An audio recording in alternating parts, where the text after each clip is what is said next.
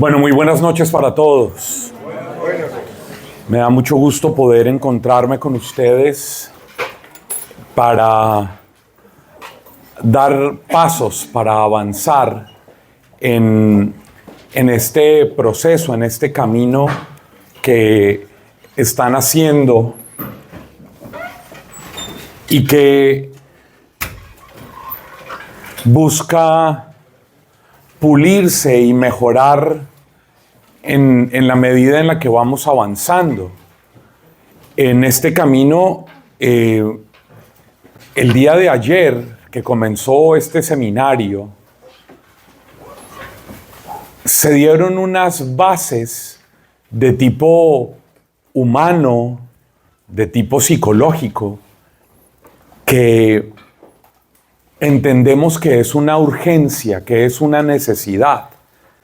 Entendemos que ustedes, los maestros y los pastores de los procesos de crecimiento de los grupos de la renovación, necesitan una serie de claridades, de herramientas y de habilidades para su servicio.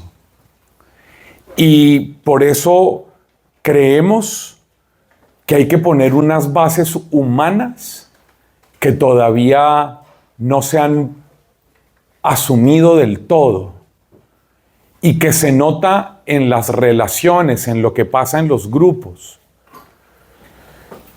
Yo estoy viniendo aquí al área desde septiembre del año 2009. Fue cuando vine por primera vez. El padre Roberto estaba en Reina de las Américas en ese momento. Y vine porque un amigo mío estaba estudiando aquí, un amigo sacerdote dominico, el padre Iván Garzón. Y vine de camino a Roma. Yo iba a estudiar a Roma y pues Iván estaba aquí y entonces hice lo posible para pasar. Y a partir de ese momento se hizo una relación con la renovación de Washington, de esta área, de la arquidiócesis. Y he tenido el regalo de Dios de venir con alguna frecuencia, de compartir eventos de diferentes realidades, compartir encuentros de servidores de las comunidades, de los grupos, acompañar en la formación, en los adultos, a los muchachos de Tira la Red. He tenido la posibilidad como de mirar transversalmente las realidades de lo que ustedes viven aquí. Y creo que ustedes, los encargados de la formación de las escuelas de crecimiento, tanto como profesores como pastores de ellas, son la columna vertebral. Y yo celebro que el equipo timón de la renovación en este momento le haya prestado atención por primera vez a este ministerio tan delicado. Se han atendido otras realidades, otros ministerios, pero los encargados de los crecimientos, de la formación y de acompañar estos procesos, creo que llega en un momento realmente providencial. Yo por eso quiero felicitarlos, quiero celebrar con ustedes que estén aquí, quiero felicitarlos porque sé que están haciendo un esfuerzo en términos de tiempo, de cansancio, de dinero, que sus comunidades les hayan confiado a ustedes la tarea de venir a formarse en este proceso. Creo que es muy importante. Este proceso tiene 3 partes, como se los dijo ayer Manuel, que creo que es necesario que lo entendamos. Durante este año vamos a tratar de profundizar en diferentes aspectos y lo vamos a hacer en un formato como el de esta semana. De lunes a viernes, todas las noches, la primera semana del mes de marzo, de junio y de septiembre. Así que desde ya, yo les pido por favor que separen en sus agendas la primera semana de cada uno de esos meses.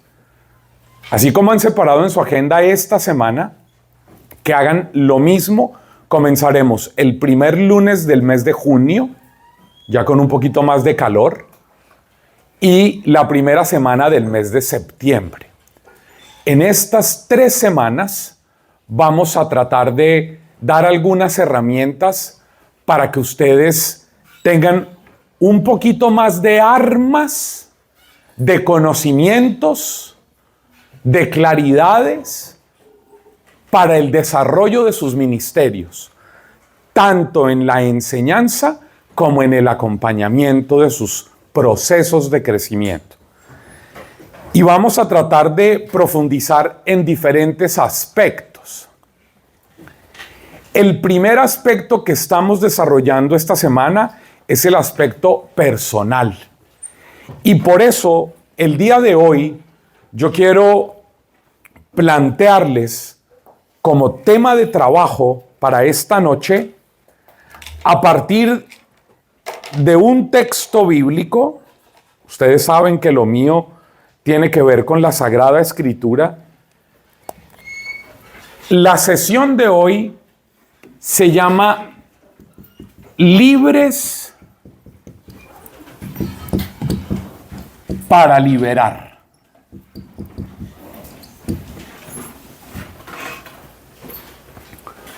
Libres para liberar. Porque yo creo, se los digo con honestidad, yo creo que el ministerio de ustedes, los formadores, los que acompañan los procesos de crecimiento, es un ministerio de profunda liberación. A mí me da pesar que hay gente que cree que la liberación está asociada a la oración. Y entonces que cuando se habla de liberación es porque están pensando en espíritus y en demonios y un montón de vainas de gente de Hollywood, idioteces. No hay nada más liberador que los 2 ministerios que ustedes desarrollan. El ministerio de la enseñanza y el ministerio del acompañamiento. Ahí es donde se dan las raíces de la libertad, de la liberación de la gente. Y por eso voy a centrarme hoy en un texto que quiero que lean. Me imagino que todos trajeron Biblia, ¿sí o no? Amén. Bueno, entonces saquen sus Biblias y voy a darles unos 4 o 5 minutos para que lean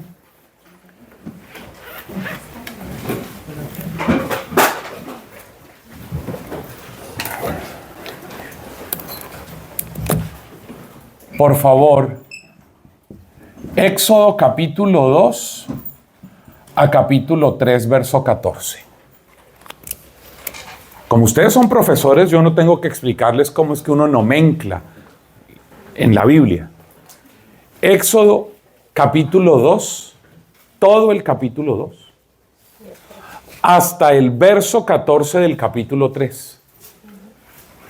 Entonces, si uno tuviera que nomenclar, uno diría capítulo 2, verso 1, hasta el capítulo 3, verso 14. Quiero que se tomen 4 o 5 minutos, que lo lean.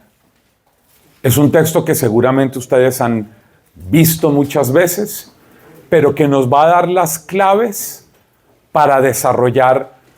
Hoy voy a tratar de darles unos tips, unas claves para el ministerio de la enseñanza y para el ministerio del acompañamiento, pero sobre todo revisando lo personal. Lo personal. Libres para liberar. Capítulo 2, verso 1 hasta capítulo 3, verso 14. ¿Listos? Ya.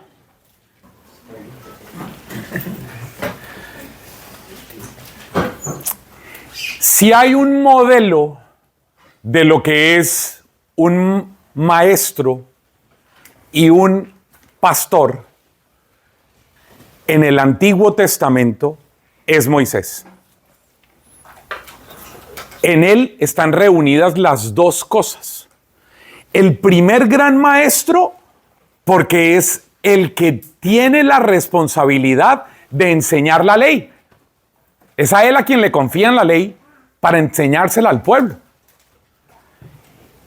Lo primero antes de detenernos en el ministerio, en el hacer, es revisar las características humanas para poder encontrar en él unos puntos de identificación y unos llamados de atención para ustedes como maestros y como pastores. Por eso elegí para empezar a Moisés, porque en él están las dos cosas: las características de un maestro y las características de un pastor. Porque en la Escritura, especialmente en el Antiguo Testamento, las dos cosas son indivisibles. Se es pastor si se es capaz de enseñar a otros a vivir. Óiganme bien. Voy a empezar a decir una cantidad de tips para ustedes. Y ustedes los van tomando nota y van quedándose con lo que quieran. Porque ustedes son profesores, a ustedes yo no tengo que enseñarles nada. Y es la gran tarea de un pastor y de un maestro, es enseñar a la gente sobre la vida, no sobre conceptos. Ustedes tienen la responsabilidad. A ver, se los voy a decir así. Ustedes no son unos catequistas, en el sentido de nuestra comprensión del catequista en la Iglesia Católica. El catequista en la Iglesia Católica es una persona que hace que la gente aprenda unos conceptos para poder acceder a unos sacramentos. Entonces, los que quieren bautizar a su muchachito tienen que ir y aguantarse a un tipo aburridísimo o una vieja aburridísima dictando unas clases de unos temas que esos que están ahí sentados como papás o como padrinos les importa un carajo. Porque lo que quieren es que al niño le echen agua en la cabeza y salgan de eso. ¿Sí o no? Sí. Y a los muchachitos que los catequistas preparan para la primera comunión, les dan unos conceptos que al final del curso viene la monja o viene el cura y les hace un examen, imagínense esa idiotez, para averiguar si aprendieron unos conceptos, para que luego se paren en una fila, abran la boca, saquen la lengua y coman hostia. Pero sin claridad sobre lo que significa eso para la vida. Y por eso tenemos un montón de gente en la iglesia que la primera comunión es la última. Hicieron la primera comunión y la siguiente vez que uno los ve, están haciendo la fila para que el obispo les dé una cachetada para la confirmación. Y después de ahí, para la iglesia, para casarse por la iglesia. Y la responsabilidad de los catequistas, ellos creen eso, es enseñar muy bien unos conceptos que al final son evaluados para decir si ese muchacho, si ese papá, si ese padrino están aptos para acceder a un sacramento. Como si la aptitud para vivir y celebrar la vida sacramental dependiera de aprender unos conceptos. Pero la relación entre los conceptos y la vida, una cosa, unos conceptos, y la vida por otro lado. Ustedes no. Porque ustedes tienen la tarea de formar para la vida a la gente que hace parte de sus escuelas de crecimiento, de sus grupos de oración. Ustedes no tienen la responsabilidad de llenar unos requisitos conceptuales que no tengan nada que ver con la vida. No. La formación que ustedes den debe estar diseñada para que la gente apropie unas experiencias, las sistematice, las asuma en su vida y vivan la cotidianidad como carismáticos. Porque lo que ustedes forman dentro de sus grupos de oración es gente para que viva eso que en la renovación carismática llamamos la vida en el Espíritu. ¿Me entienden la diferencia?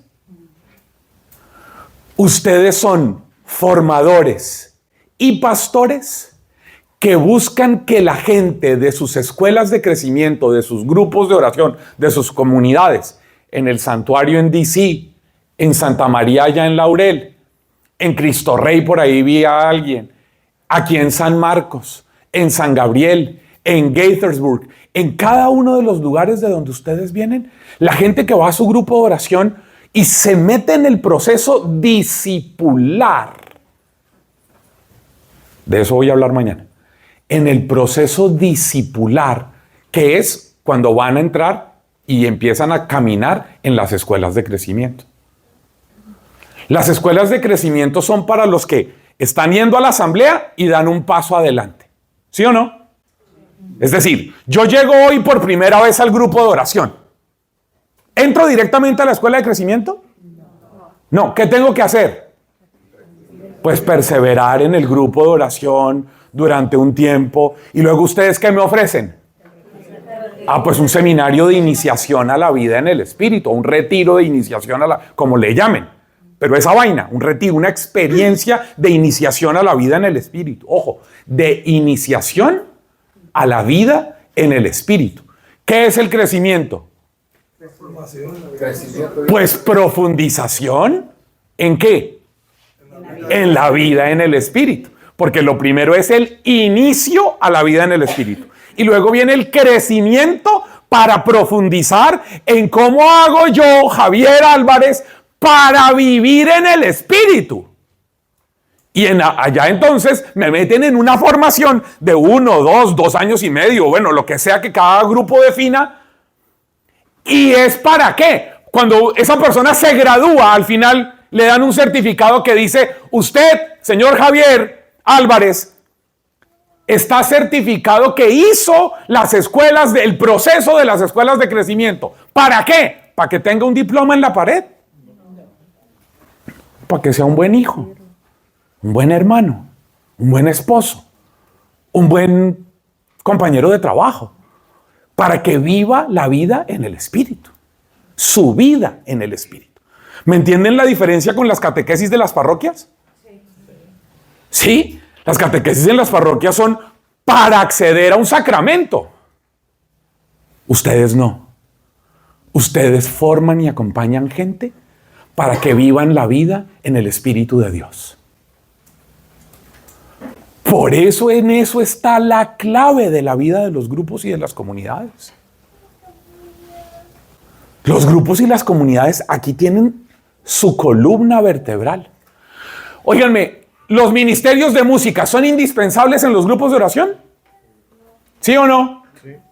¿Sí o no? No. Levanten la mano los que dicen que sí, que son indispensables.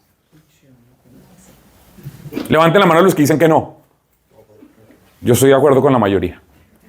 Hay un montón de grupos de oración que no necesitan un ministerio de música. Que no tienen. Ustedes que viven aquí en esta área, en donde en cada grupo de oración tienen una orquesta, ¿son más los del ministerio de música que los de la asamblea? Sí, pero salgan de aquí, vayan a América Latina y dense cuenta cuántos grupos de oración su ministerio de música son Las Palmas.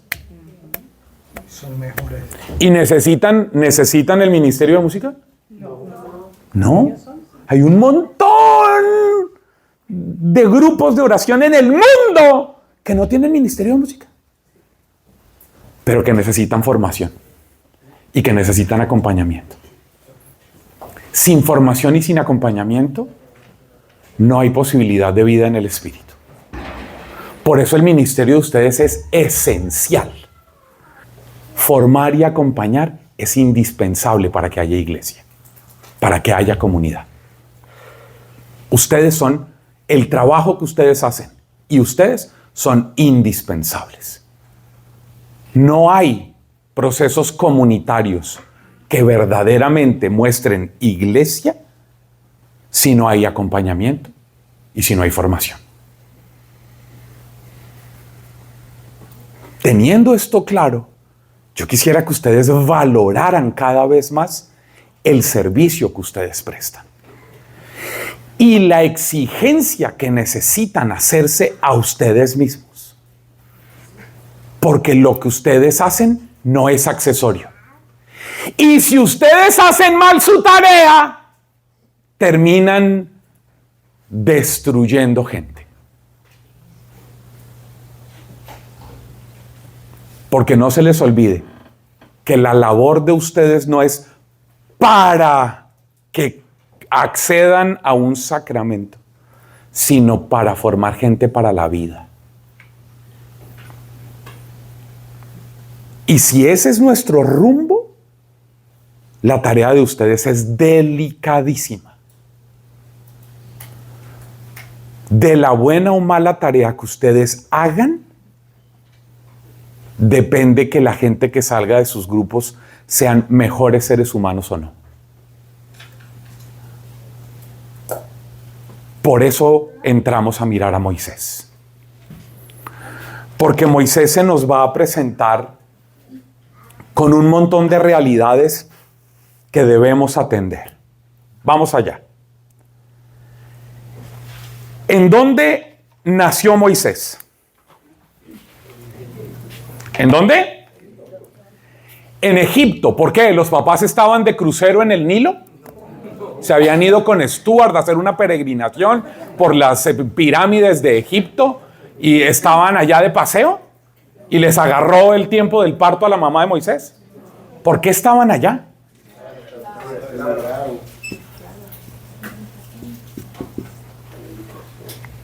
Egipto, es decir, esclavitud.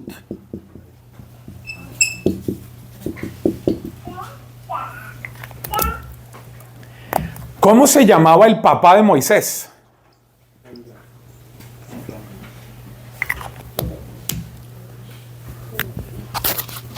¿Sí leyeron o no leyeron? ¿Y cómo se llamaba ese tipo?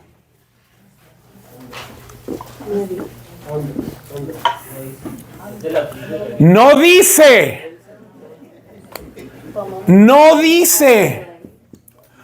Oigan, este es un dato tremendo. En una sociedad androcéntrica y patriarcal como la sociedad hebrea, no aparece el papá. Óiganme, este es un detalle terrible para nuestra comprensión. Porque, mire, se los voy a decir así. Yo no sé si ustedes saben, deberían saberlo. El apellido de un hebreo es el nombre del papá.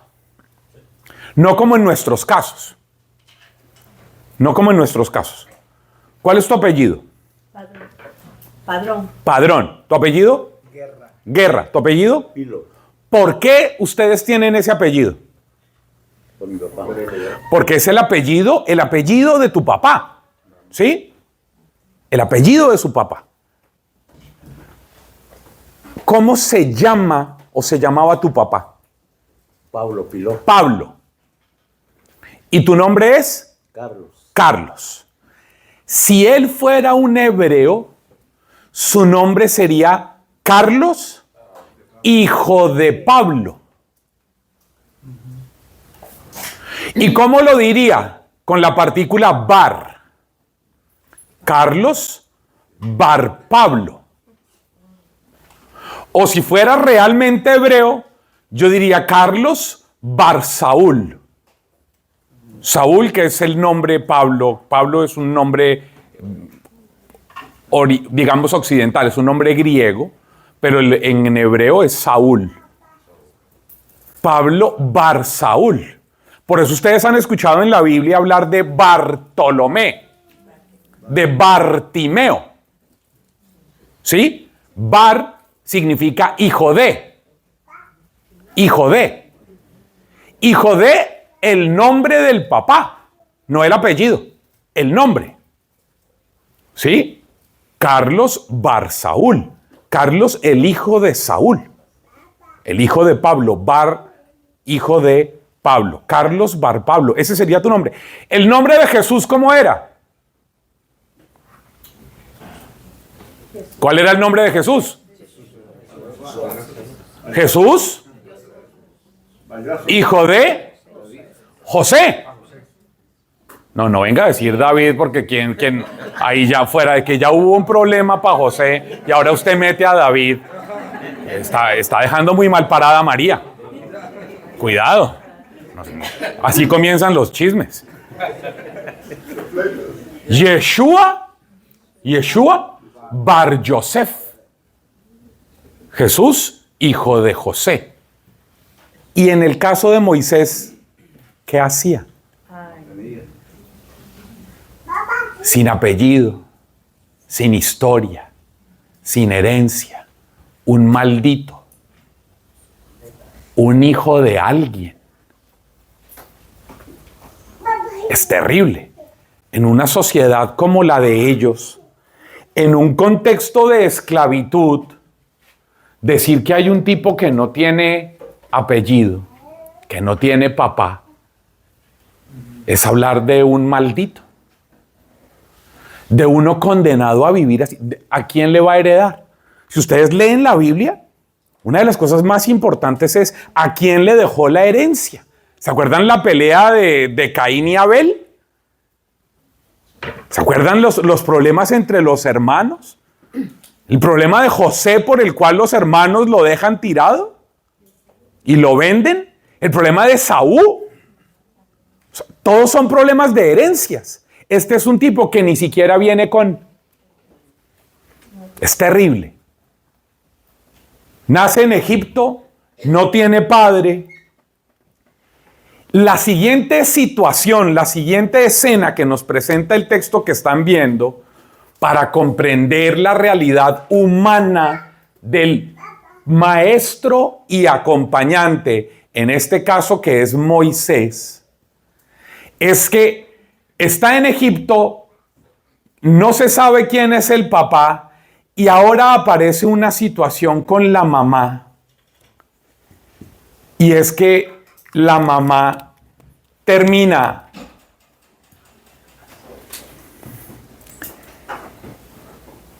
entregándolo para salvarlo, lo que usted quiera, y luego, después de que lo amamanta, abandonándolo.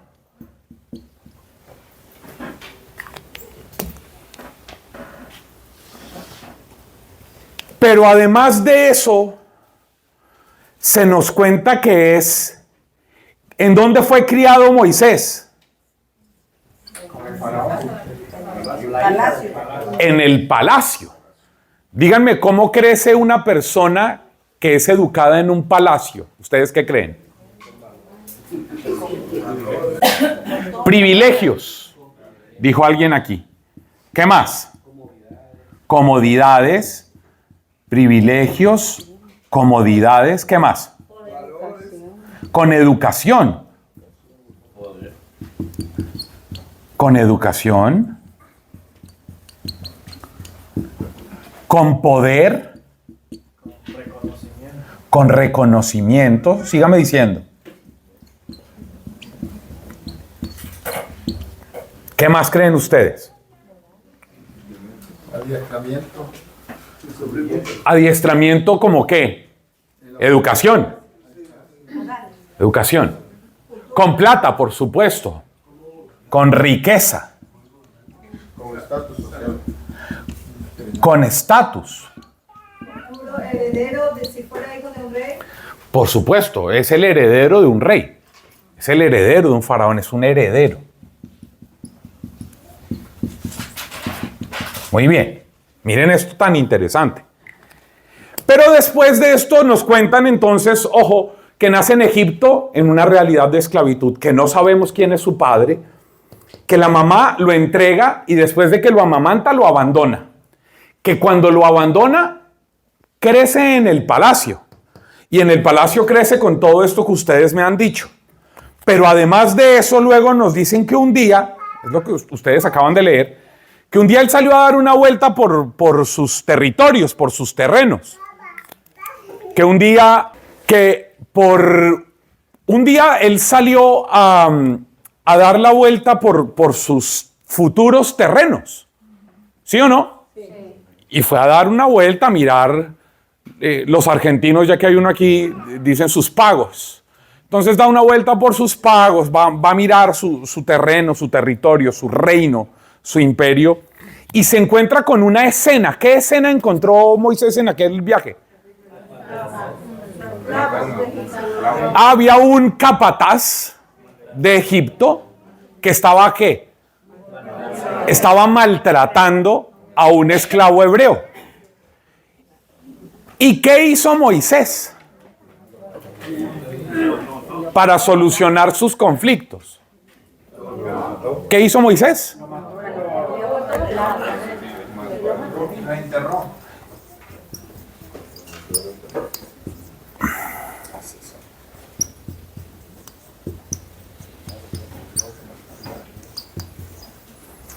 Un asesino que entierra. Y yo quisiera que usted se detuviera un momento, ya que estamos tratando de hablar un poquito de las características de los rasgos humanos del primer maestro y acompañante de la historia del pueblo de Israel. ¿Qué les dice a ustedes esa escena? Esa escena en la que hay un tipo que se llama Moisés, que tiene todo esto que han dicho ustedes, que ve una situación, Lucho, ve que hay un capataz de Egipto que está golpeando a un hebreo y Moisés se le lanza encima, lo mata, mira para un lado, mira para el otro, cree que no lo ve nadie y lo entierra. ¿Qué creen ustedes que es lo que se nos está diciendo de la persona de Moisés? Díganme ustedes las características de una persona que actúa así.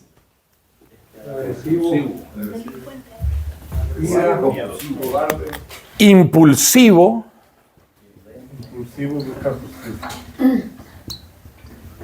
Impulsivo. Violento. Agresivo. Óiganme, este es un tipo incapaz de administrar sus emociones.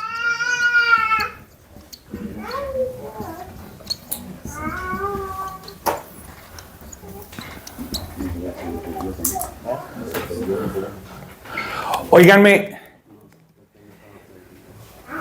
a mí me angustia que yo creo que hay muchos líderes, servidores, maestros, pastores, que son así,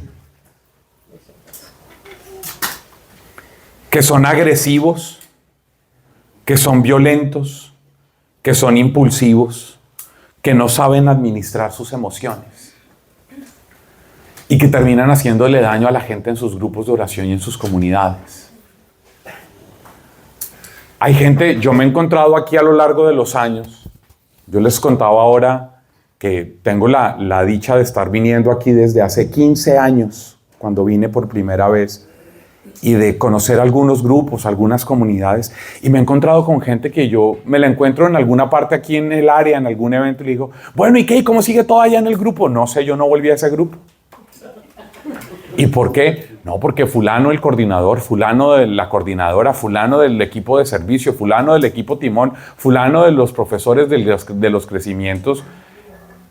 Y me empiezan a contar un montón de historias de gente que tiene poder, que tiene un reconocimiento, que tiene un estatus, que tiene unos privilegios por ser del equipo timón, por ser coordinador, por ser del grupo de profesores, por ser de servidores, y que como no saben administrar sus emociones les pasaron por encima. Y empezaron a hablar mal, o los calumniaron, o los agredieron, o les dijeron alguna cosa horrible en público. Y se fueron. Y no siguieron. Y ese personaje es tan soberbio que nunca le pidió perdón.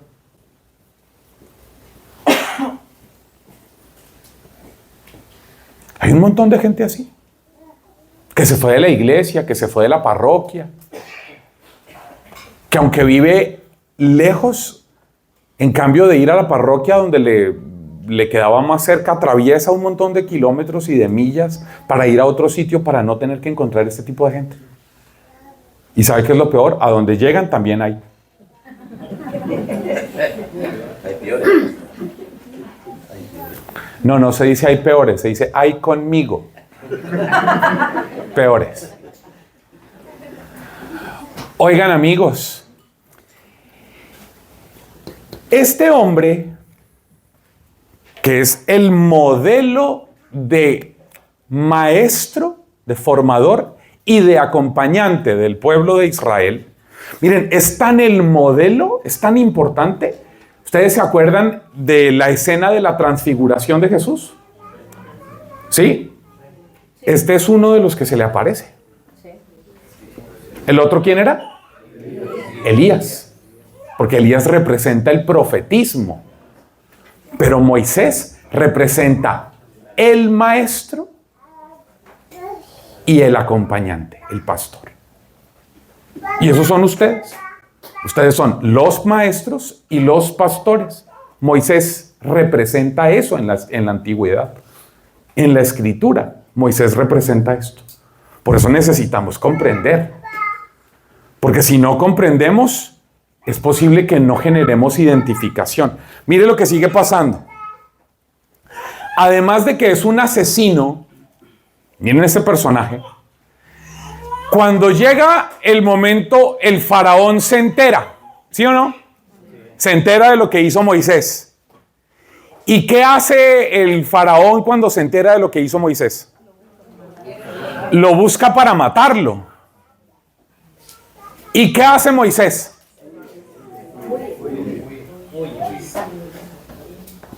Se convierte en un fugitivo. Miren, este es un tipo incapaz de poner la cara. Es un tipo incapaz de asumir la responsabilidad de sus actos. Este es un tipo que en cambio de enfrentar lo que hubiera que enfrentar, sale huyendo. Y se aleja. Y se convierte en un fugitivo. Y luego nos lo cuentan en el... Aquí lo que hemos hecho es leer el capítulo 2. Ahora vamos a entrar al capítulo 3. Llega el capítulo 3 y miren que tiene una cosa bien particular. Se va a vivir al extranjero. ¿Sí o no?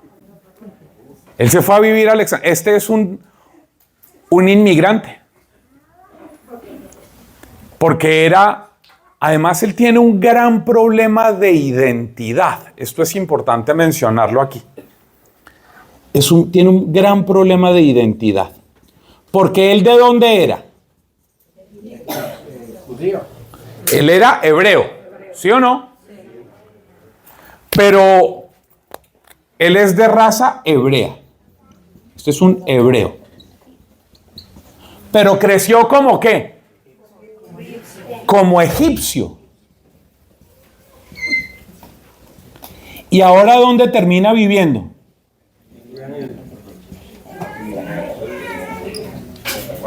En Madián. Entonces es un ¿qué? ¿Es un hebreo egipcio madianita? ¿Sí? Es un tipo que tiene un conflicto de identidad porque es finalmente un inmigrante. Y además con una característica especial. Ustedes leen el capítulo 3 comenzando. ¿Qué dice? ¿En dónde estaba y qué hacía y cuál era su estilo de vida? Imagínense eso. este es un tipo que producto de este conflicto de identidad está tan fregado que termina trabajando para el suegro. Y no solo eso, ¿ustedes se dieron cuenta cómo llegó a quedarse en ese sitio? El tipo llega un día y se acerca a un pozo. Y ahí vienen unas viejas a sacar agua del pozo. ¿Sí o no? Y él está ahí. Y detrás de esas viejas que vienen a sacar agua del pozo, ¿quiénes vienen? Vienen unos maleantes, unos tipos. Porque detrás de las viejas siempre van los tipos, ¿sí o no? Y entonces ahí van. ¿Y qué hace Moisés? Moisés, imagínense la situación. Óigame, trate de describirme las emociones que ustedes creen que estaba sintiendo Moisés cuando le tocó huir de Egipto. ¿Cómo creen que estaba viviendo él por dentro? ¿Qué creen que sentía? Miedo, ajá. Frustrado, solo, frustrado, deprimido,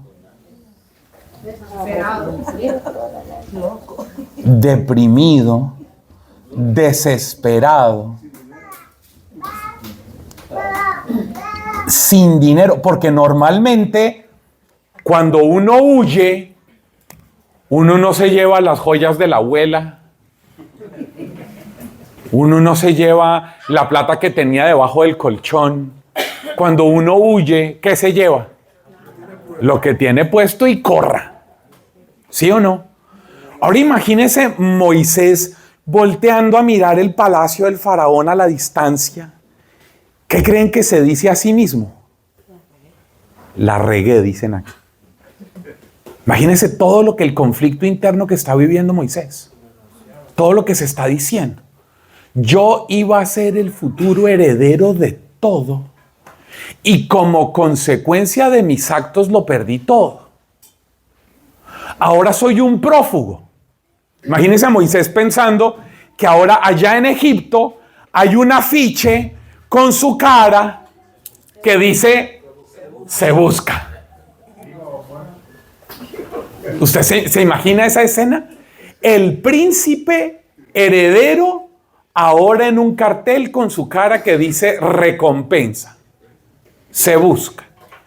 Y el tipo entra en esta crisis de miedo, de soledad, de frustración, de desespero, de depresión y todas las otras cosas con las que llega un inmigrante, sintiendo que lo ha perdido todo, que le toca empezar de cero, que no tiene historia, digna de ser contada. Este es un esclavo maldito que no tiene padre, que no tiene apellido, que no tiene herencia,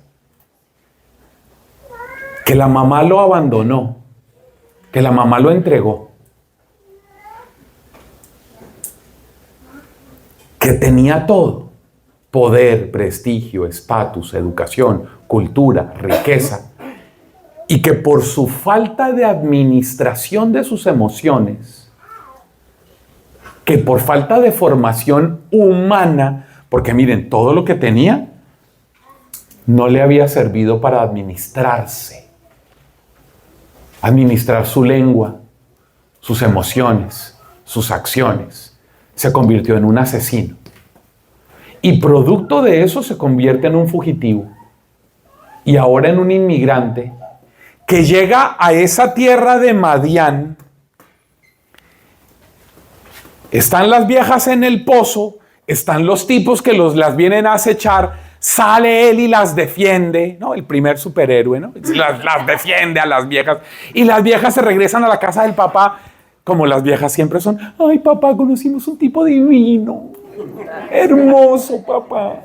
Ay, no sabes, es fantástico, corpulento, parece colombiano, es hermoso, es divino, papá, es maravilloso.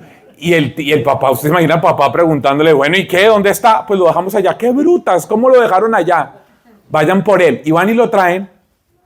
Y la siguiente escena que nos cuentan es que ya están... ¿Cuánto le duró el noviazgo? Un versículo. Un versículo le duró el noviazgo a ese man. El tipo está tan jodido que se casó con la primera vieja que conoció. Así de mal estaba el tipo. ¿Saben lo que significa eso? Que además él no tiene proyecto de vida.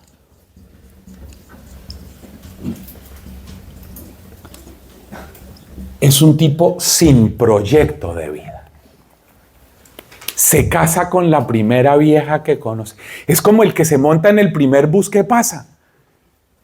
Y usted dice, pero ¿y para dónde va? No importa, yo aquí me monté. Pero ¿cómo que no importa? No importa, yo me monto aquí, le saca la mano y se separa y se monta en el bus. ¿Y para dónde va? No sé. El tipo se montó en el primer bus que le pasó y se fue. Porque no sabe para dónde va. Porque no tiene proyecto de vida. Óigame, y cuando uno no sabe para dónde va, piensa que ya llegó.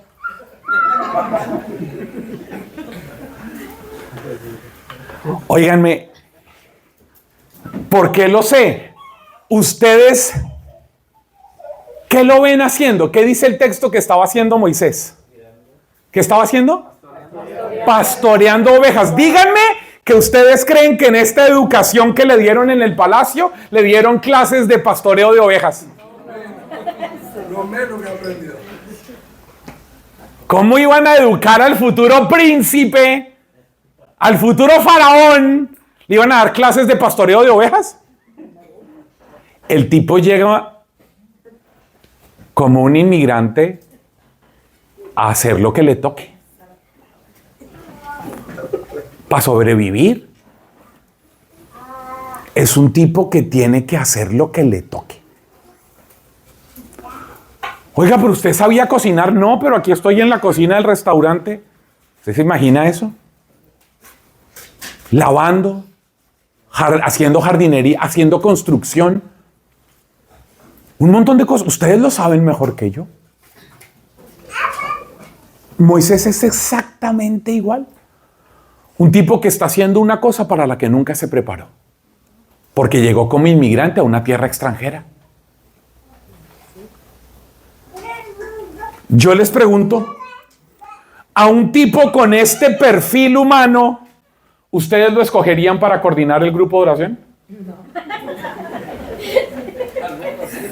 ¿Para ser el coordinador del equipo de los crecimientos de la comunidad? Usted dice, pero crecimiento, ¿cómo? ¿Qué crecimiento? Decrecimientos, y al caso. Disminución, achicamiento. ¿Cuál crecimiento me va a dar un tipo así? Oigan, esto es maravilloso. Porque si Dios lo convirtió a él en el más importante maestro, en el más importante formador, a él le confió la ley, la enseñanza. A él se la confió. Y le confió el acompañar y cuidar a su pueblo. Y si lo hizo con este, que además luego nos enteramos que hasta tartamudo era. Moisés es el piores nada. Un maestro tartamudo. ¿Usted sabe cuánto duraba una clase de Moisés? ¿Usted se imagina a Moisés diciendo en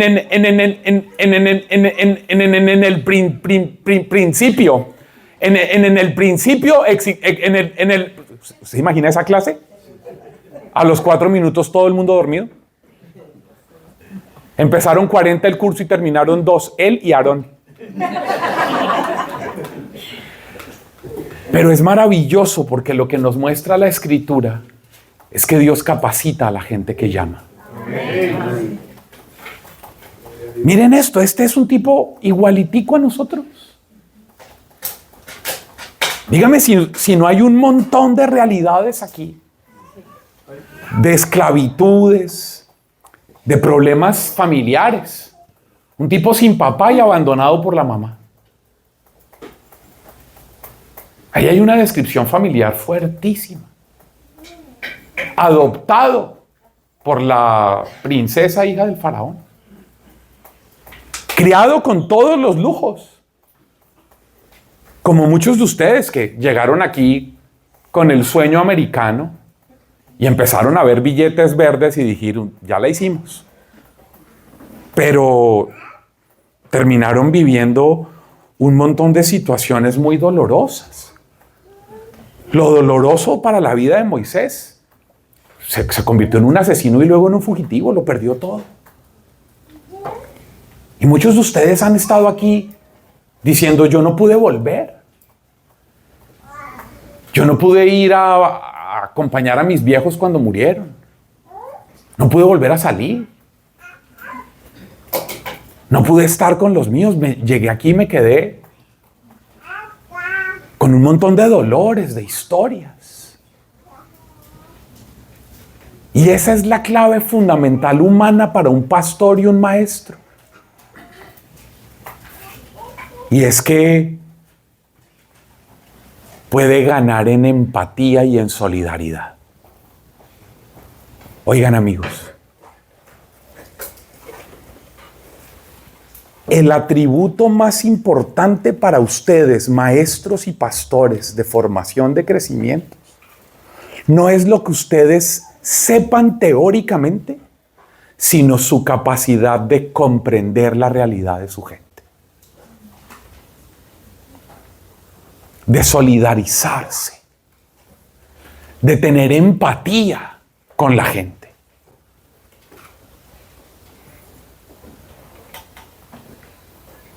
Porque los contenidos van a ver que son fáciles de transmitir. Ustedes ya lo han vivido. Pero eso no es lo más importante. Va a haber un proceso nuevo. Desde ya se los digo porque ya me enteré. Va a haber un proceso nuevo en los contenidos. Vamos a dejar atrás los libros hechos en 1974, que son los que muchos de ustedes siguen de las escuelas de San Juan Bautista. Vamos a renovar. Ya el padre Roberto, ustedes, los que no lo han visto, saludamos al padre Roberto, el asesor que está aquí con nosotros. Le damos las gracias por tenernos aquí. Ya está en contacto, van a empezar a asumir un proyecto nuevo de formación un poco actualizado, vigente, elaborado, con unos caminos nuevos. Y la idea es comenzar ya esa formación nueva para toda la renovación de la arquidiócesis a partir del año entrante. Por eso es que estamos haciendo este esfuerzo de capacitación de ustedes, aquí metiendo el acelerador para que de aquí a final de este año hayamos hecho una renovación de las comprensiones, de los carismas, de los ministerios y también de los documentos que ustedes van a empezar a usar para sus escuelas de crecimiento. Para que haya unidad en la identidad carismática, pero también actualizado a la iglesia de hoy. Es que el magisterio que ustedes tienen en esos libros de San Juan Bautista es el magisterio del 75, del 78. Y después de eso ha venido todo Juan Pablo II, todo Benedicto XVI, todo Francisco. Entonces no podemos seguir enseñando una cosa pues de hace 40 años. Tenemos que actualizarnos. Y por eso el esfuerzo que está haciendo la renovación de Washington para esto. Pero para llegar allá, tenemos que empezar por acá. Porque lo más importante no son cuáles son los libros que vamos a enseñar, sino cuáles son las habilidades que tenemos que desarrollar. ¿Cuál es la revisión de nuestros carismas? Y miren, a mí me parece muy importante el que ustedes estén aquí porque ustedes tienen la responsabilidad de decir, a ver, lo voy a plantear de esta manera. Cuando yo fui con mi esposa hace 20 años, antes de casarnos, a hacer el curso prematrimonial, porque a uno en Colombia lo obligan a hacer un cursillo antes de casarse. Éramos como unas 15 parejas, qué sé yo, 18. Y el curso fue tan bueno, fue un fin de semana. Viernes, sábado y domingo internos en un lugar. Fue tan bueno que el domingo, cuando ya estábamos terminando y empezaron a pedir los testimonios de lo que estaba pasando, 2 parejas dijeron, ¿saben qué? con el salón pagado, la misa separada, las invitaciones hechas, ya, dijeron, no nos vamos a casar. No nos vamos a casar. Hemos decidido que no nos vamos a casar todavía. Y uno los veía en las conversaciones en las parejas, que se iba uno a cada un lugar, en el pasto, en el jardín, no, y uno veía a esas parejas en un conflicto, porque diciendo, pero si ya tenemos todo pagado, ya tenemos la luna de miel comprada, ya tenemos los pasajes, ya tenemos el salón, ya. Pero fue tan bueno el curso que algunos dijeron, todavía no estamos listos, porque es más fácil preparar la boda que la relación. Y cuando uno no tiene preparado sino la boda, ¿de qué le sirve? Si lo primero es preparar la relación. Fue tan bueno el curso que un par de parejas decidieron no casarse. ¿Saben yo qué espero que pase? Que sea tan buena esta formación que hagamos durante este año, que algunos de ustedes digan, yo tengo que revisar si lo mío es este carisma. Yo tengo que revisar si el llamado que el Señor me ha hecho, porque es que esto es renovación carismática. Si usted no tiene el carisma de la enseñanza, por más de que tenga buena disponibilidad, es posible que su carisma sea otro. Y se necesita tanto su carisma en el lugar que es, que si usted está ocupando un puesto en el ministerio de enseñanza, puede que esté terminando de hacer un error. Sería muy valioso, muy honesto, muy sincero, muy carismático, que al terminar este proceso de formación este año, algunos de ustedes digan, ¿sabe qué? El Señor me ha hablado tanto durante este proceso que yo voy a asumir la verdad de lo que el Señor me dio y lo mío es tal ministerio, pero no la enseñanza. Porque mi servicio es mejor allá, porque soy mejor allá, porque tengo más talentos para eso que para esto. No importa que usted lleve 10 años dictando formación en su grupo. Es posible que no sea su carisma y que usted sea un muy buen transmisor de conocimientos, pero no un buen maestro. Porque esto es carismático. Y que muchos al final de este proceso digan, este año a mí me ha servido tanto porque estoy seguro, el Señor me ha confirmado de múltiples maneras que este es mi carisma. Y ya no lo voy a seguir haciendo a regañadientes, sino lo voy a hacer como mi opción fundamental, porque esto es lo que Dios me ha dado a mí para ser feliz. ¿Qué es lo que vamos a hablar ahora, después del break? Ustedes ya se merecen algo para ir a comer. Cuando miremos lo que viene ahora del el llamado que Dios le hace a este personaje. Óiganme bien, este es el maestro y el pastor del pueblo de Israel.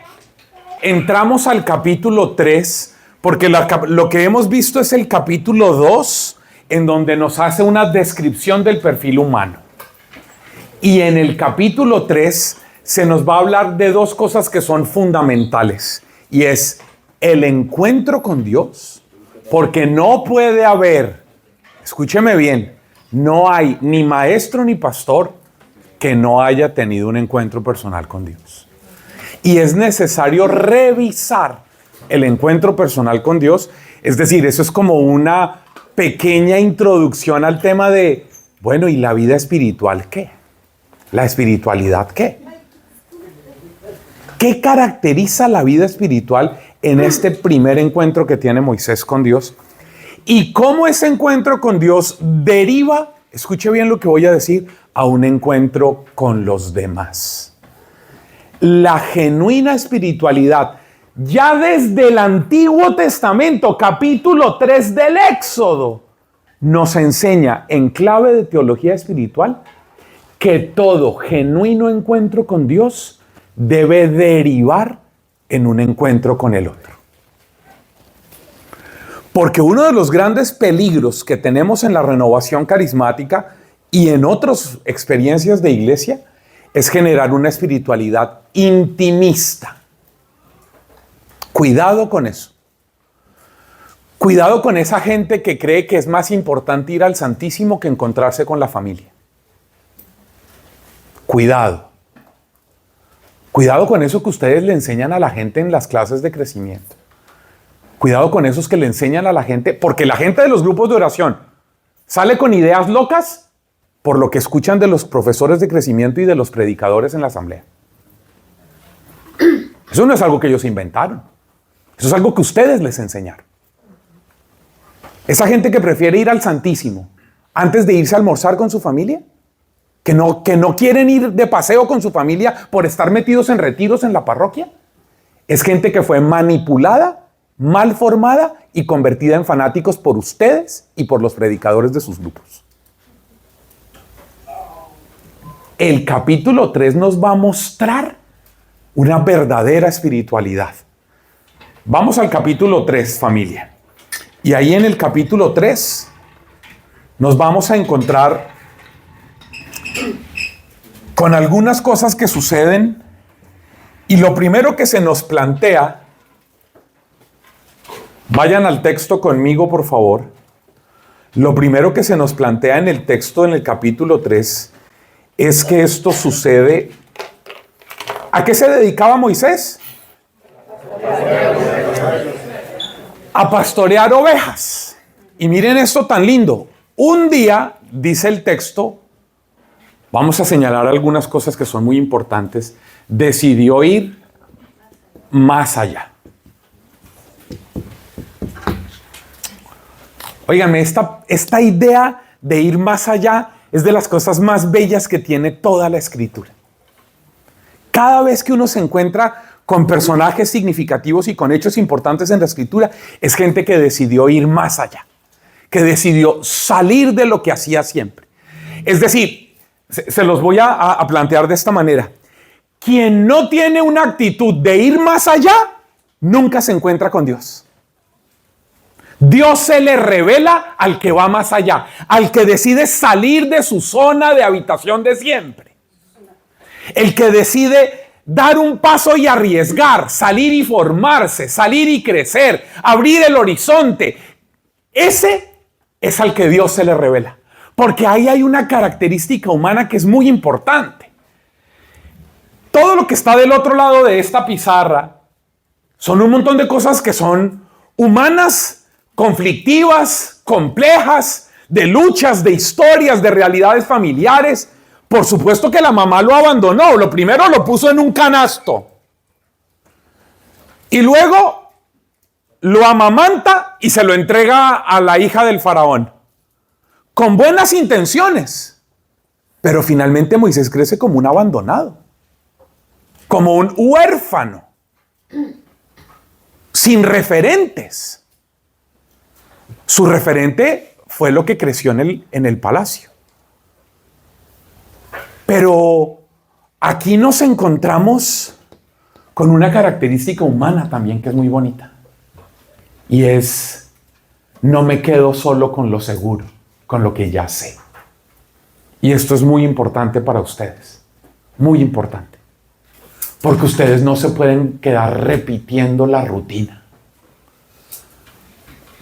Moisés, para encontrarse con Dios, tuvo que dar unos pasos nuevos para salir de su cotidianidad, de su rutina. ¿Pero en dónde lo hace? En su vida diaria. Óiganme bien. El encuentro con Dios para Moisés sucede yendo más allá, pero en su cotidianidad. Oigan, amigos, esto tiene que ver con su comprensión de la experiencia de Dios.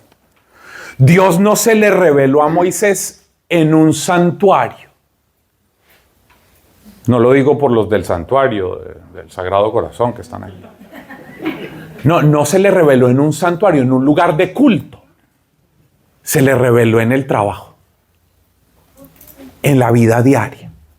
Porque ¿qué estaba haciendo Moisés ese día? Pastoreando. ¿Y cuál era su trabajo? Pastorear. Estaba en su vida diaria.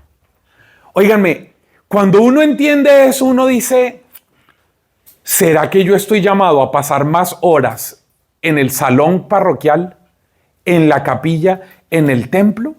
¿O será que yo puedo tener una experiencia con Dios igualmente poderosa en mi vida cotidiana? A mí me preocupan las personas y las familias que creen que para tener un encuentro poderoso con Dios tienen que estar metidos en la capilla. Es peligrosísimo. Porque entonces usted no descubre a Dios que se le revela en lo que hace todos los días. Y usted no le enseña a sus estudiantes, que son sus hermanos, de sus escuelas de crecimiento, a que valore su vida cotidiana. No les enseñan a disfrutar a Dios que se les revela en la vida cotidiana. Y entonces uno se encuentra, pregúntenle al padre Roberto cuántas veces hay gente loca que va y le dice, pero padre Roberto, si lo primero que yo tengo que hacer es primero las cosas de Dios. Y uno dice, ¿qué estará queriendo decir esta vieja? ¿Qué significa primero las cosas de Dios? ¿Será que las cosas de Dios son las que suceden en el templo? ¿Será que las cosas de Dios son las que suceden en la parroquia? ¿Será que las cosas de Dios son las que suceden en el grupo de oración? ¿O será que las primeras cosas de Dios son las que suceden en su familia? Porque cuando hay gente que a uno le dice, no, padre Roberto, son los 15 años de mi ahijado, pero yo tengo retiro ese fin de semana con los servidores de mi grupo de oración. Yo prefiero irme para el retiro. Porque primero las cosas de Dios. ¿No entendió nada? ¿No entendió nada? Porque la primera cosa que Dios le dio antes de la parroquia fue su comunidad familiar. Fue su familia, su gente, su hogar. Los que tienen su misma sangre, los que tienen su apellido. Esa es la primera cosa de Dios. Así que si usted quiere estar en las cosas de Dios, lo primero no es lo que está en la parroquia, sino lo que está en su vida diaria. Porque esas cosas también se las dio Dios. Y las cosas de Dios primeras son esas que están ahí. Amén. Si usted no le enseña eso a la gente, los convierte en fanáticos.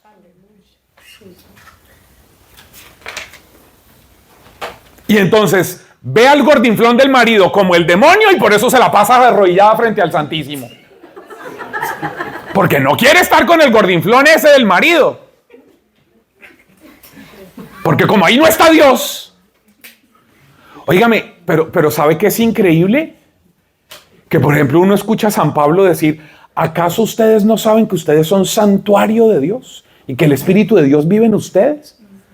Entonces tenemos un montón de gente arrodillada frente a la custodia, pero gritando, maltratando y dándole la espalda al santuario que está en su casa. Tenemos gente loca, gente enferma, gente fanática.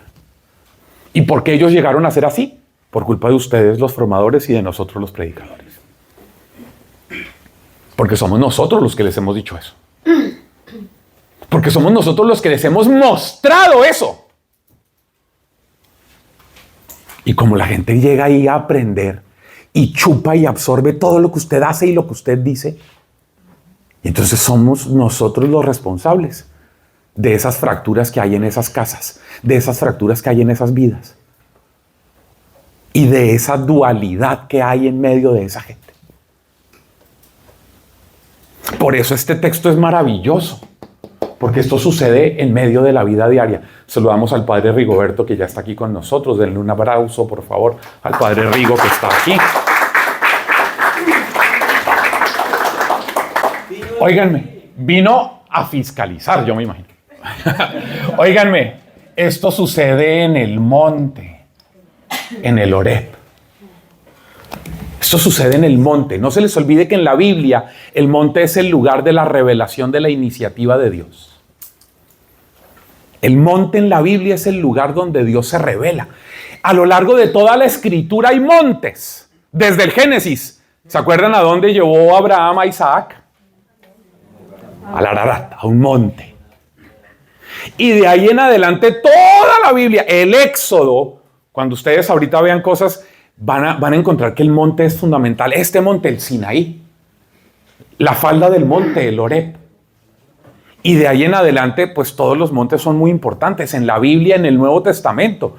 Bueno, pues tan importantes son que la revelación definitiva de Dios sucede en el monte Calvario, en el Gólgota. Es decir, el monte no es un lugar geográfico, familia. El monte es un lugar simbólico teológico. Cada vez que usted lea en la Biblia y se encuentre que están hablando de que algo pasó en el monte, usted abra los ojos, haga doble clic y diga, carajo, ¿qué es lo que me está queriendo decir? Porque el monte en la Biblia significa lugar donde Dios se revela mostrando su iniciativa de amor. Eso significa el monte en la Biblia. Y por eso esta escena es una escena fundante. Aquí está el origen de lo que nosotros celebramos en nuestra vida. Por eso esta sesión de hoy se llama ustedes, los profesores y los pastores, libres para liberar. Pero para poder liberar hay que entender lo que pasó aquí. Moisés va más allá en el desierto y llega al monte en su cotidianidad al Horeb, en donde es Dios el que toma la iniciativa. Ojo, porque parte de la revelación de Dios, esto es muy importante, cosas que ustedes tienen que enseñarle a la gente siempre. Y que tenemos que romper con una mentalidad muy arraigada en teología, que es peligrosísima. Y es que lo que se revela en el monte para Moisés es que es Dios el que toma la iniciativa. ¿Se acuerdan qué es lo que pasa en esa escena? ¿Qué es lo que sucedió? La zarza. ¿Y quién puso a arder esa zarza? Dios. Dios es el que toma la iniciativa para revelarse, para darse a conocer, para llamar la atención. ¿Y Dios está esperando que Moisés haga algo para eso? ¡No! La iniciativa es de Dios y es gratuita. Cuidado con eso que ustedes le enseñan a la gente en su formación, de decirle, es que usted tiene que hacer tal cosa para que Dios le dé. Cuidado.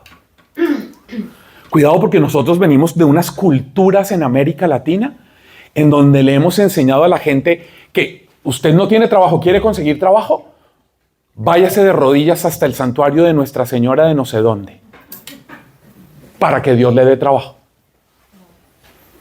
No tiene marido, quiere conseguir marido, no solamente voltea a San Antonio, sino además haga 9 misas de no sé qué cosa. Porque haciendo 9 misas usted consigue que Dios le dé. ¿Qué mentalidad le estamos diciendo a la gente? Que usted puede negociar con Dios. Y que si usted hace unos sacrificios, unos rezos, unos ayunos, unas oraciones, unas peregrinaciones, entonces Dios le va a dar. ¿Sabe de dónde viene esa mentalidad? De las religiones paganas del mundo de la naturaleza. En donde había una gran sequía. ¿Qué hacían para que lloviera? Iban a donde el Dios de la lluvia, que tenía su santuario, y le ofrecían unos animales, unas viandas, unas comidas, unos bailes, unas cosas, para que haciendo eso conmovieran al Dios de la lluvia y les mandara agua para que pudiera ver eso. Es la misma mentalidad que tenemos con nuestra gente.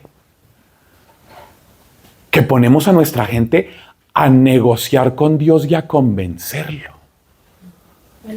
Para que me des la salud, porque estoy enfermo, me voy desde aquí hasta el santuario en Conyers para poder convencer a Dios que me sane. Como si Dios, estuviera esperando que mi hija, mi hijo, me diera cosas a mí para que yo fuera bueno con ella.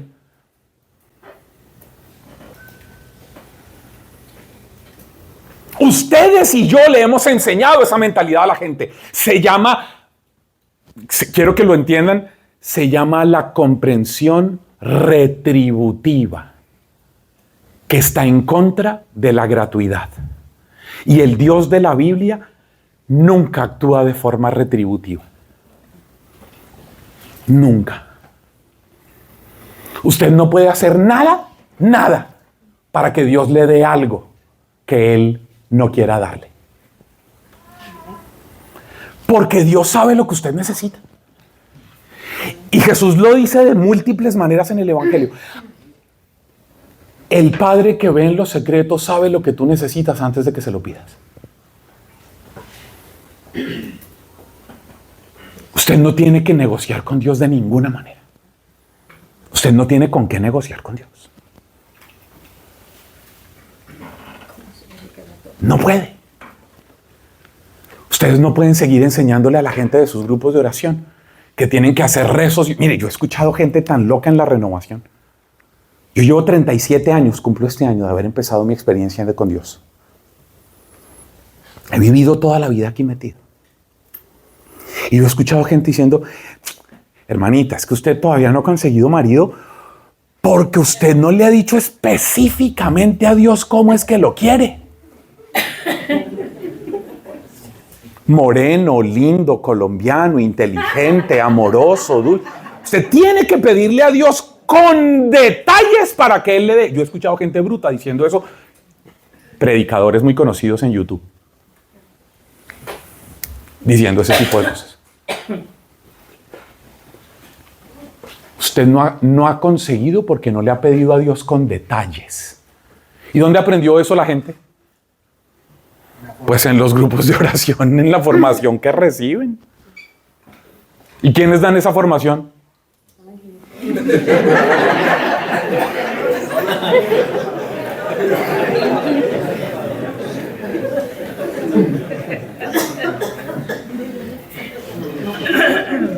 Óiganme, les jodimos la comprensión de Dios a la gente.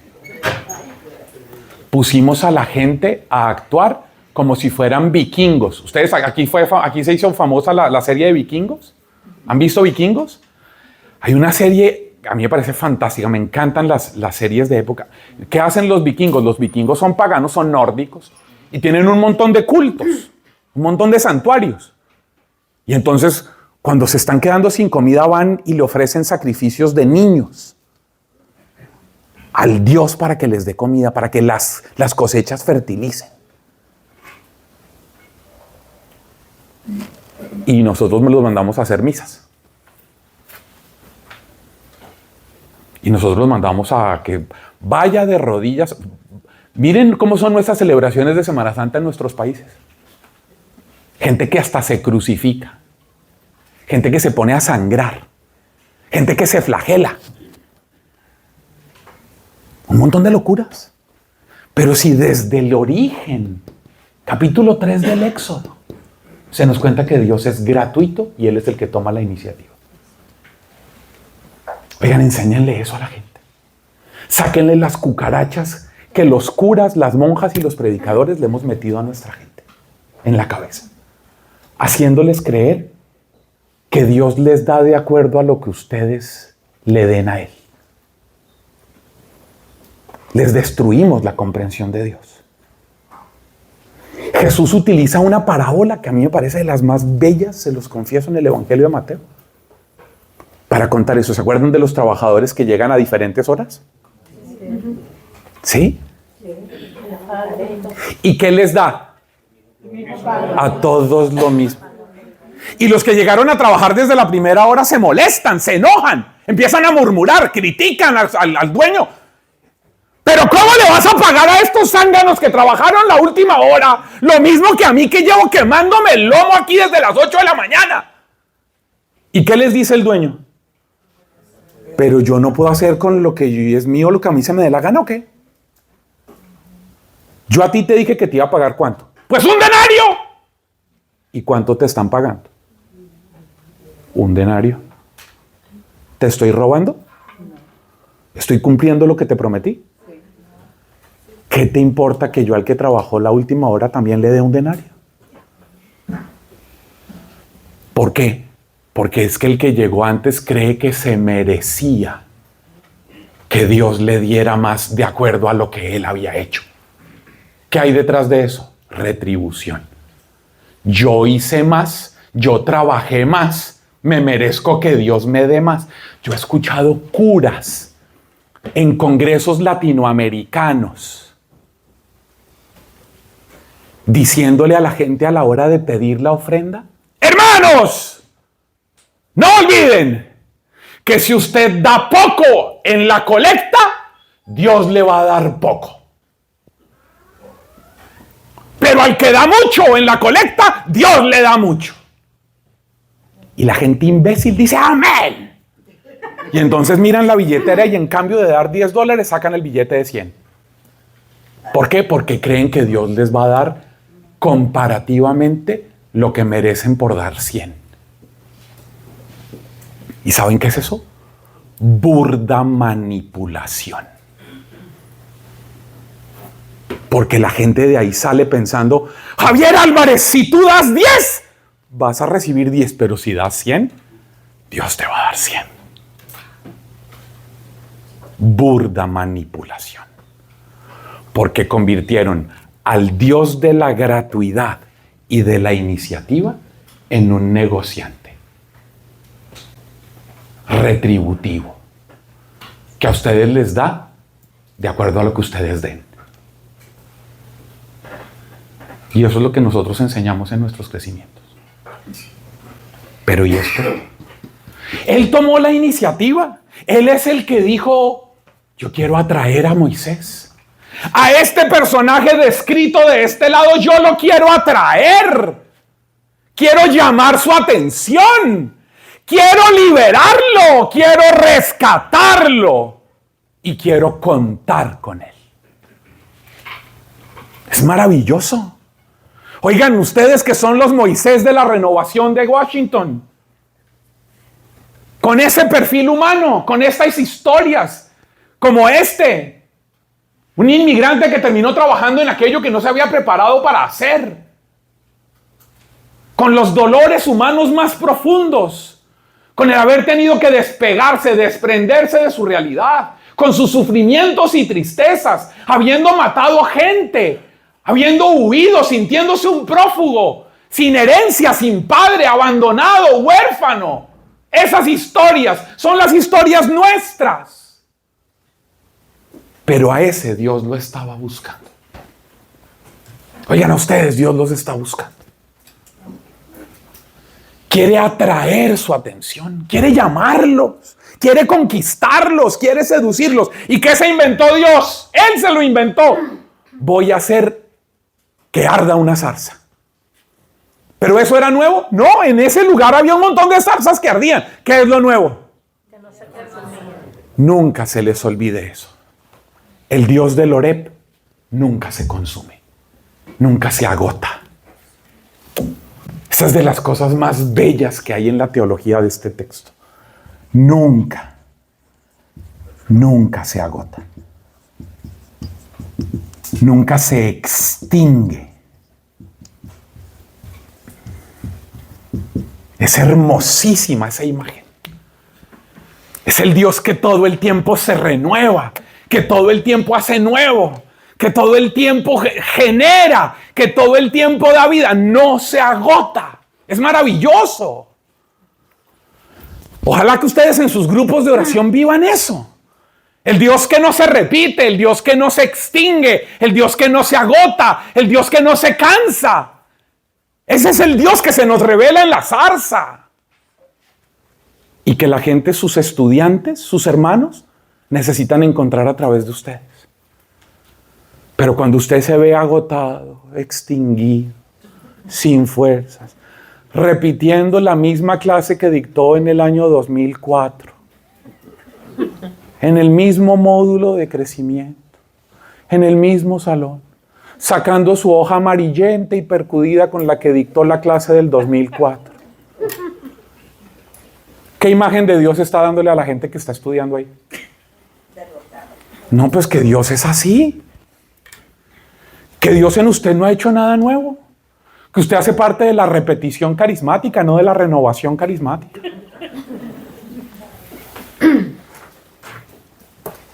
El que no se extingue, el que no se agota.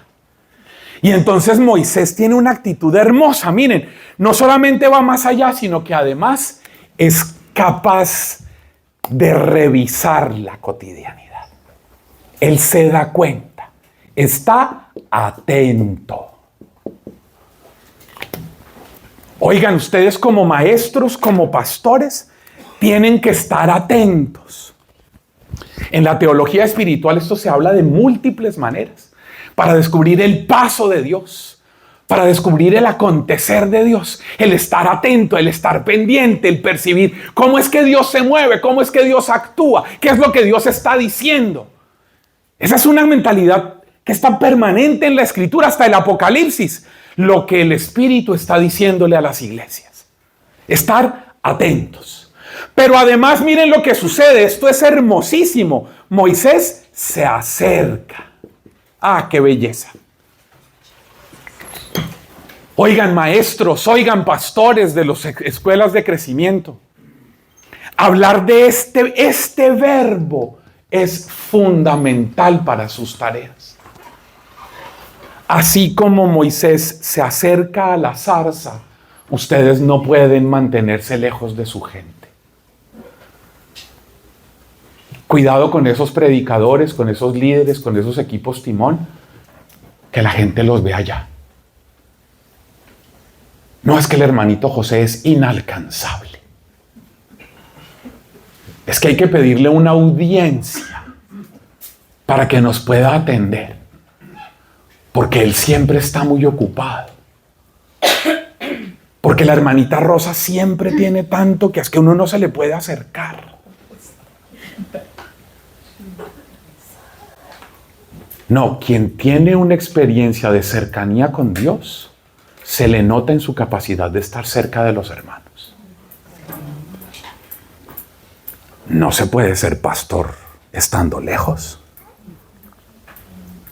Hay que estar cerquita. Hay que entenderlos. Y miren lo que el Señor le dice. Esto es maravilloso.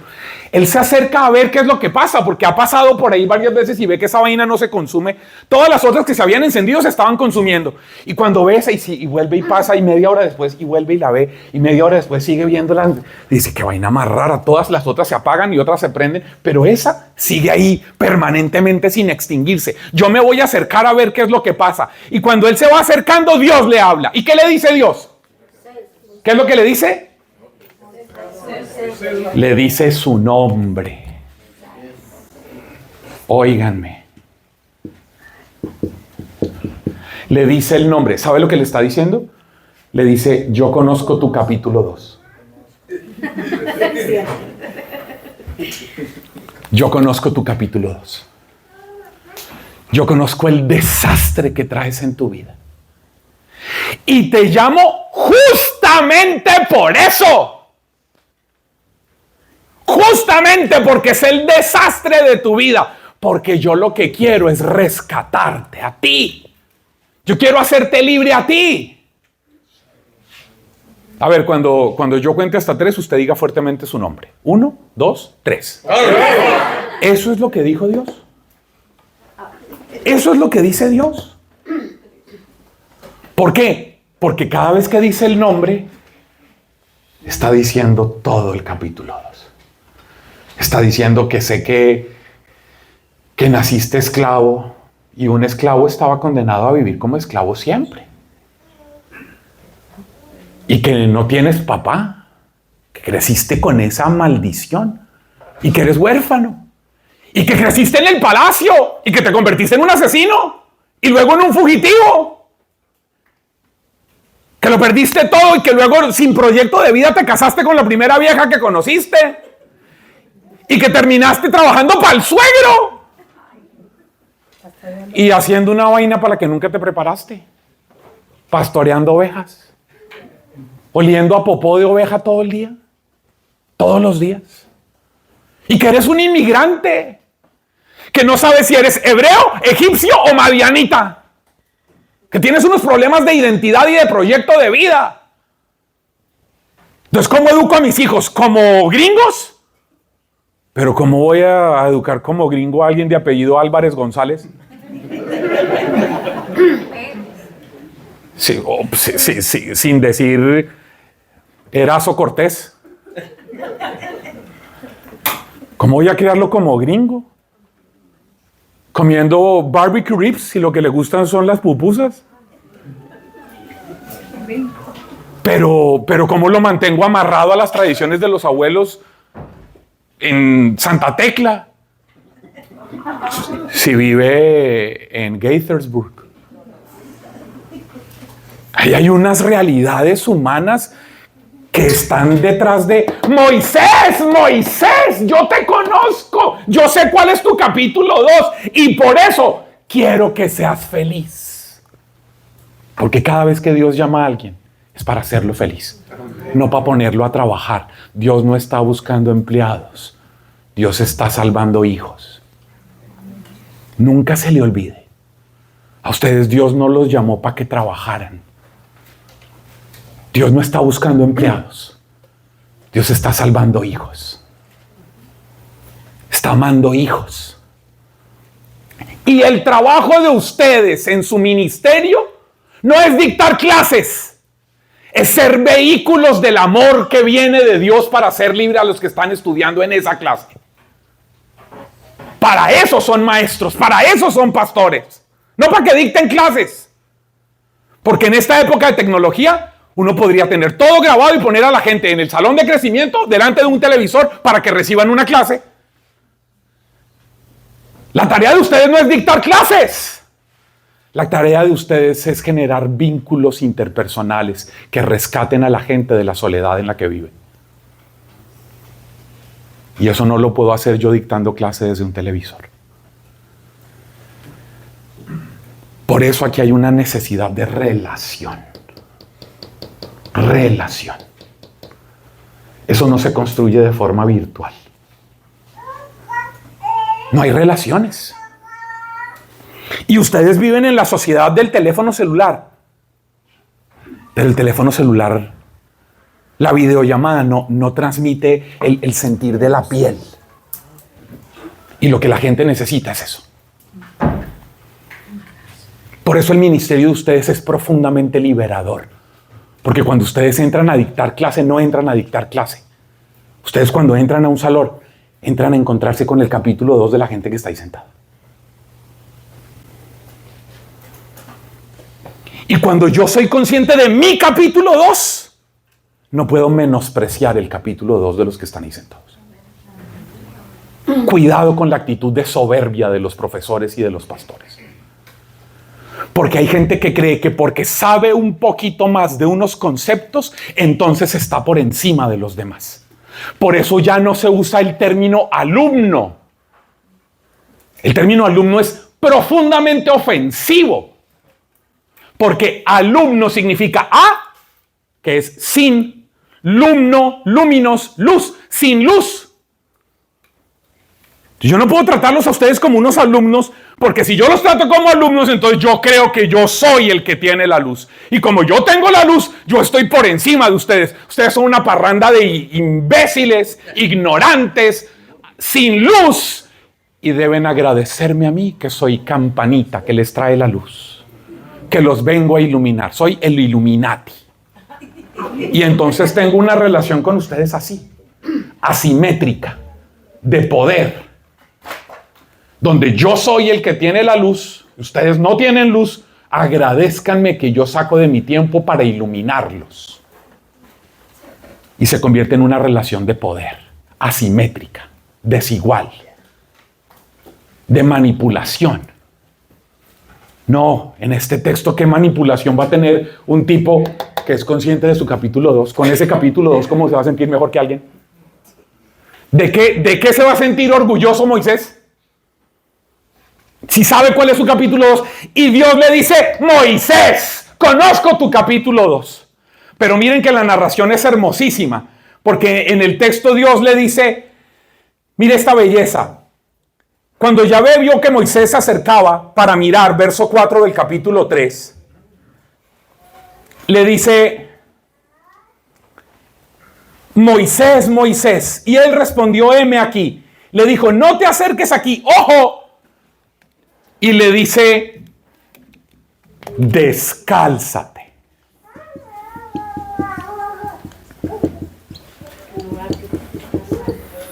Descálzate. Descálzate, ¿sabe qué significa?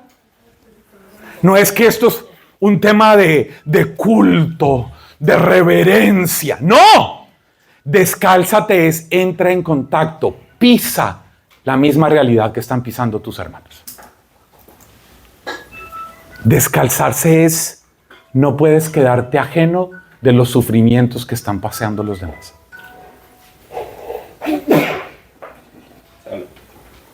Descálzate. Entra en contacto con la misma tierra que está sintiendo la gente, con lo que está pasando en el otro. Oigan, lo primero que ustedes tienen que hacer cuando entren al salón de clases es descalzarse. Es decir, es entrar y ver a la gente y decir, carajo, aquí hay un montón de capítulos 2. Y yo también vengo con un capítulo 2 tremendo. Y somos iguales. Yo no soy ni mejor ni superior a mis estudiantes. Tenemos historias distintas, pero muy parecidas en muchas cosas. Descálzate. Porque eso es lo que hace sagrada la tierra. La tierra es sagrada por la historia de los que la pueblan. Porque esa es la historia de Dios. Esa tierra es sagrada porque es la historia de Dios en esa realidad. Esa es la santidad de la tierra. Descálzate. Porque la santidad de la tierra está construida con el capítulo 2 de la gente que está ahí. Por eso inmediatamente lo que le dice Dios a Moisés es: yo soy el Dios de tu padre. A un tipo que no conoció quién era su papá. Mire esa belleza. Mire esa maravilla.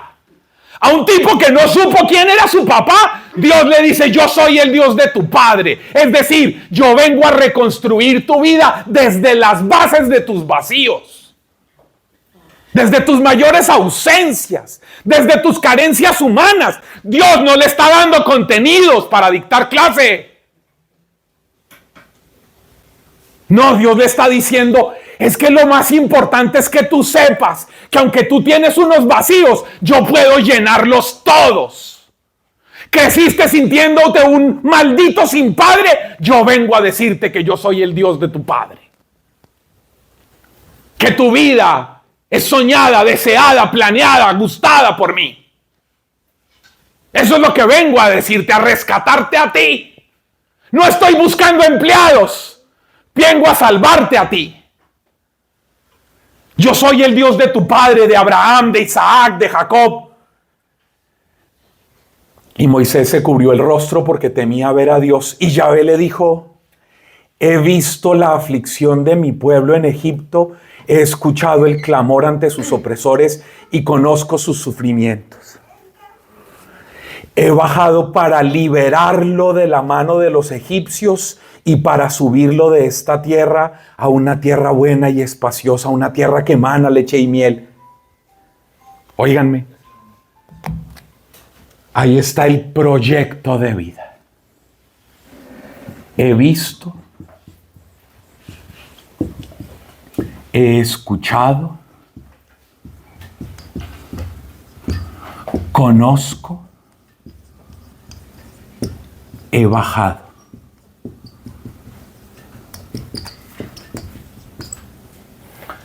Que sus estudiantes descubran eso de Dios en ustedes. Que a ustedes les importan sus realidades. He visto, he escuchado, conozco y he bajado. ¿Para qué entran ustedes a un salón de clases? Para decirle a la gente: ustedes son importantes. Ustedes son valiosos. Ustedes entran a un salón de clases para rescatar a los estudiantes del anonimato existencial en el que han vivido. No para dictar contenidos. Porque hay un montón de gente que entra a esos salones diciendo: en mi familia nadie me da bola. En el trabajo soy un número que si falto no importa nada. En la sociedad no existo. Por el contrario, si no tengo papeles me persiguen para sacarme. Me discriminan y me rechazan los gringos. Solo me utilizan para hacer el trabajo que ellos no quieren. Y me pagan cualquier miseria. Y llego a la iglesia Y entre los líderes se interesan por ellos mismos, pero a nosotros no le interesamos nada. Esa es la gente que llega a sus clases. Esa es la realidad de la gente que entra a su salón de clase. ¿Y qué tiene que hacer usted? Con su actitud y con lo que usted enseñe, decirles: Dios te ha visto, te ha escuchado, te conoce y ha bajado. Porque ustedes con eso están restaurando la vida de la gente. El ministerio de ustedes de enseñanza y de pastoreo es profundamente liberador. Porque ustedes están llamados a restaurar la vida de la gente. Y a dar unos contenidos. Y miren lo que sucede a continuación para terminar. Ahora pues, miren esto. Le dice Dios a Moisés: ve al faraón. ¿Usted se imagina lo que sintió Moisés cuando escuchó esa vaina? ¿Usted se imagina el chorrito que le corrió a Moisés por la espalda o por la nalga? Que sabía que en Egipto había un letrero que decía: se busca. Y Dios le dice: ve al faraón. Oigan, familia, terminó esta sesión de esta noche. Para poder ser un maestro y un acompañante, ustedes tienen que regresar y enfrentar sus faraones. Ustedes tienen que reconciliarse con sus historias personales. ¿Saben yo qué creo? Yo que, como les decía ahora, yo tengo la dicha de que el padre Roberto me invitó a mí aquí por primera vez hace 15 años, en el 2009. Y he venido todos estos años, y ¿saben qué me encuentro? Que muchos de los conflictos que hay en sus grupos y en sus comunidades es porque hay un montón de vacíos personales que no han sido resueltos. Esos vacíos personales que se han llenado de títulos y poder,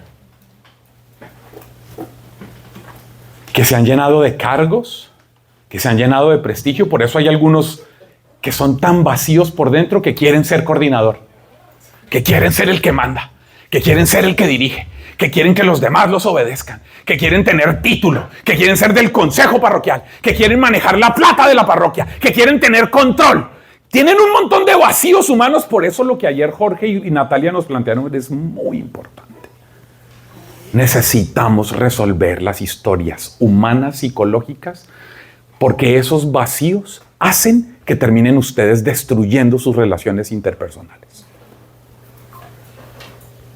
Entonces hay alguien que dice: no, pero es que miren esos papeles de aquí, esa basura ahí tirada, y la persona encargada del aseo cree que se lo están tirando personal. Entonces con que yo no estoy haciendo desgracia. Claro, la hermana fulana está diciendo en público que yo soy una cochina descuidada. Y sale esa persona de ahí y se lo cuenta a las 3 comadres. Y las 3 comadres empiezan a hablar mal de la coordinadora que dijo que habían 3 papeles. ¿Y qué fue lo que dijo la coordinadora? ¿Que es una imbécil, una tarada la que estaba encargada del aseo? No, lo que dijo es que habían 3 papeles. Dijo que habían 3 papeles. No habló nada de Juanita, la encargada del aseo. No. Pero Juanita, la encargada del aseo, tiene tantos vacíos humanos que cualquier cosa que dijeron se lo tomó personal. Y el habérselo tomado personal la convirtió en una chismosa que murmura para hablar mal de la coordinadora que dijo que habían 3 papeles. Tenemos tantos problemas humanos psicológicos, emocionales, que se notan en la manera en la que ustedes se relacionan entre ustedes. Cada vez que usted ve a alguien o le presta oídos a alguien hablando mal de otro, lo que está mostrando es lo vacío que está usted por dentro, lo mal que está por dentro, la necesidad urgente de atención psicológica que tiene. Y con todo y eso, así usted llega a dictar clase. No. Ve al faraón. Ve y soluciona las cosas que dejaste guardadas debajo de la tierra. Regrese a Egipto porque Dios no quiere que ustedes sean prófugos de sus historias. Dios no quiere que ustedes vivan como fugitivos de las cosas que han vivido en su vida. Vuelvan a Egipto. Enfrenten al faraón. Reconozcan que tienen cosas que enfrentar, que solucionar, que sanar. Y como se los dijo Jorge y Natalia ayer, yo se los repito hoy. Y tengan claro que eso no se resuelve rezando. Cuidado con esos fanáticos que creen que todos los temas se solucionan rezando. Cuidado. Eso no es voy a donde el Padre Rigo, me le arrodillo, le cuento mi historia, que el Padre Rigo me imponga las manos y con esa imposición de manos del poderoso Padre Rigoberto, el Señor me sanó del odio que tengo hacia mi papá. No. No. El Padre Rigo ora por usted. El Padre Roberto conversa con usted, pero usted necesita un psicólogo. Y mientras usted no resuelva eso, usted va a seguir sacando ese odio que tiene guardado desde hace 56 años en la relación con su gente de su grupo. Por eso tantas fracturas y tantas heridas en los grupos. Porque usted no ha resuelto las cosas que tiene por dentro. Por eso Dios le dice a Moisés, antes de que vayas a trabajar sacando a los míos a esa tierra grande y espaciosa, ve y enfrenta al faraón. Dios quiere que ustedes le ayuden a Él a sacar a la gente de sus esclavitudes. Porque para eso son maestros y pastores, para que ayuden a la gente a salir de sus esclavitudes, a dejar atrás su Egipto.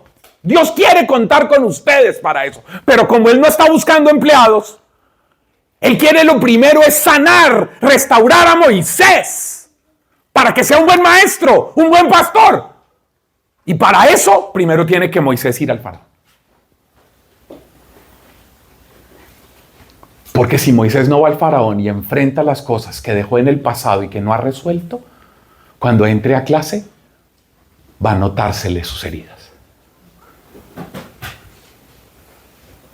Yo les propongo que esta noche se vayan, oren, piensen y revisen. ¿Cuál es el nombre que tiene su faraón? ¿Cómo se llama su faraón? Un papá que me golpeó, que me violó, que abusó de mí, que vi que golpeaba a mi mamá, que nos maltrataba. Una mamá impositiva o una mamá abusadora o una mamá maltratadora o violencia intrafamiliar en la que crecí, o la frustración de haber roto mi matrimonio, de que mis hijos ya no estén, de que no quieran compartir conmigo. ¿Cuáles son mis frustraciones, mis heridas, mis dolores? Pónganle nombre a su faraón y no vayan a entrar a un salón de clase a dictar clase hasta que no hayan ido a Egipto y enfrenten al faraón. Busquen ayuda. Todos tenemos un capítulo 2.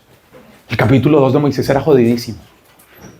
Pero antes de ponerlo a trabajar, Dios le dice a Moisés que vaya al faraón, que vuelva a Egipto, que solucione lo que tiene que solucionar. Porque si no, lo que va a hacer es transmitirle el peso y las heridas a sus estudiantes.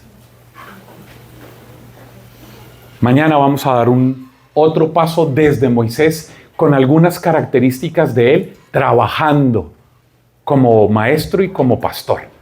A eso le vamos a dedicar la primera parte de la clase de mañana. Pero hoy necesitábamos hacer esto. Nos vemos mañana en la noche. Que tengan buena noche.